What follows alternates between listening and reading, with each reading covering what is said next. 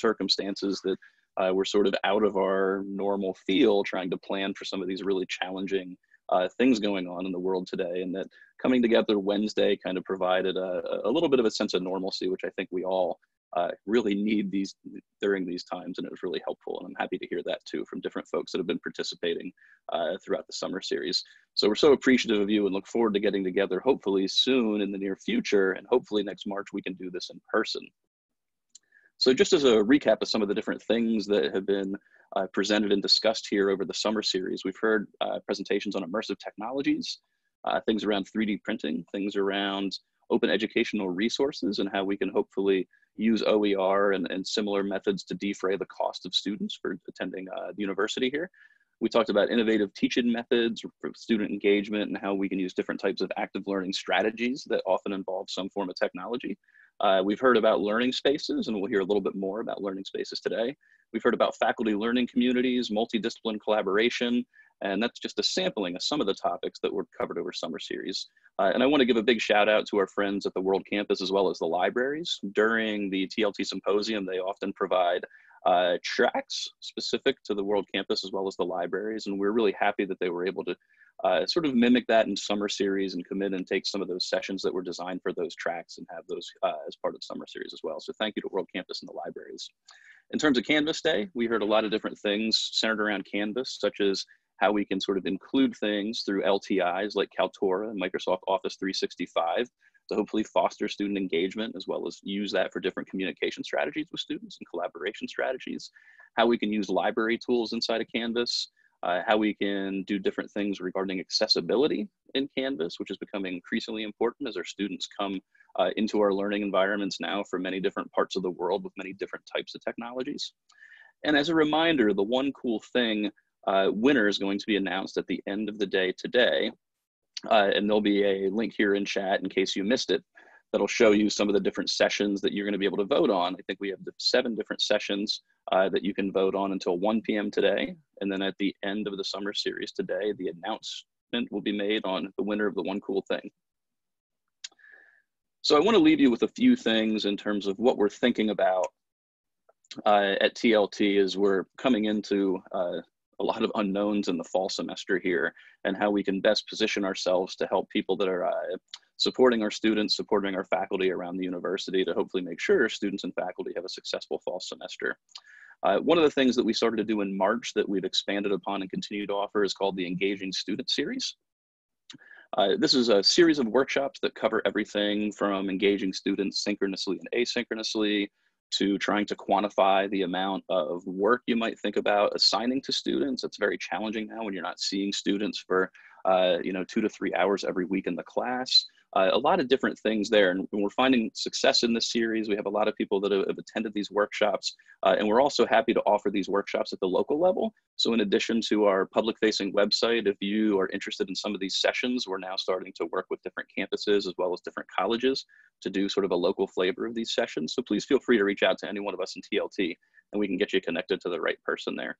And there's also at the website here that's linked in chat, you can also find some recordings of these sessions from the past, as well as some other asynchronous resources that you can sort of consume at your own pace that talks about a lot of these interesting topics that I think are going to be really important as we come into the fall semester.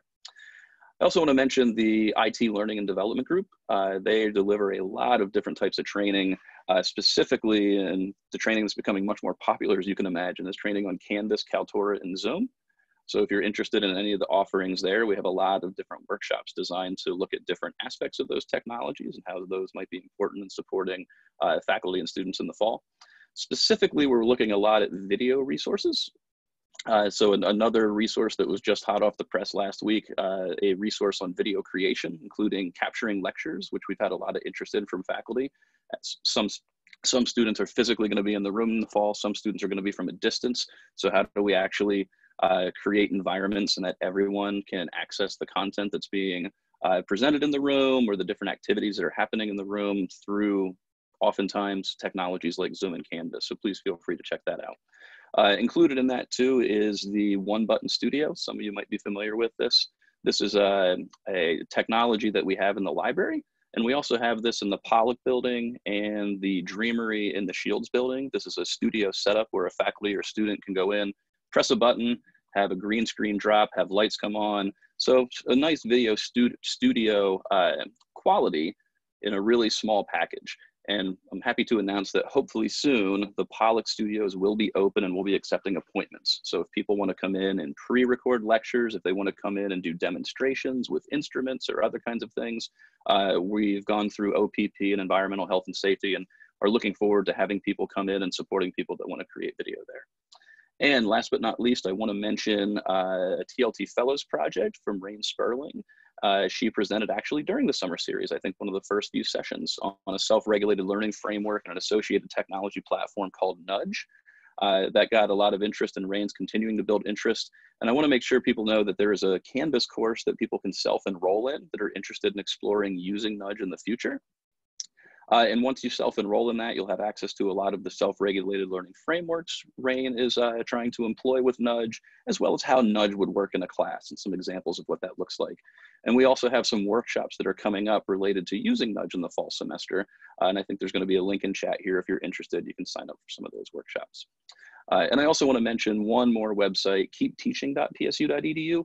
A lot of the resources I just mentioned will land on that website, and a lot of resources that are coming from the colleges and campuses and other units from around the university are sort of being aggregated at keepteaching.psu.edu.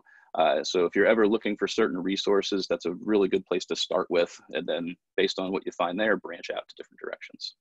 And I want to make sure I thank Sarah, Tim, Kristen, and Aaron for putting this together. You know, I think they'd made a really good job of taking a bunch of lemons and making lemonade.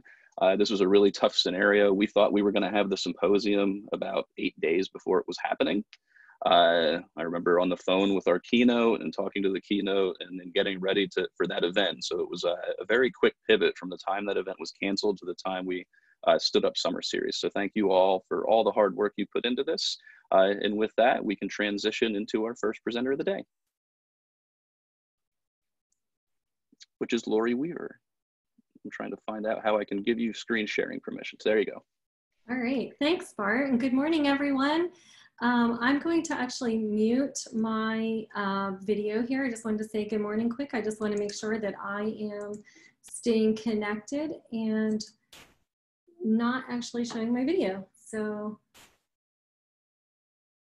oops, just a second. I don't think you want to see the end of the presentation first. So good morning again, and thank you for joining us today. We are going to get started here shortly, and thank you for joining us for the summer series. As Bart mentioned, I'm Lori Weaver, Manager of Learning Spaces in Teaching and Learning with Technology, and I'm also part of the Learning Spaces Leadership Committee. Today we're going to be talking about designing new and creative flexible learning spaces with some strategies for Commonwealth campuses. While the primary focus of the presentation is for Commonwealth campuses, if you are from the University Park area, please stay tuned and stay with us. There may be a few ideas that you want to hear as well, so stay tuned on that. If you do have any questions during the presentation, please put them in the Q&A.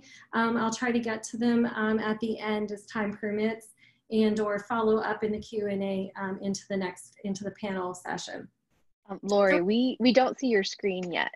You don't? Okay. Let me...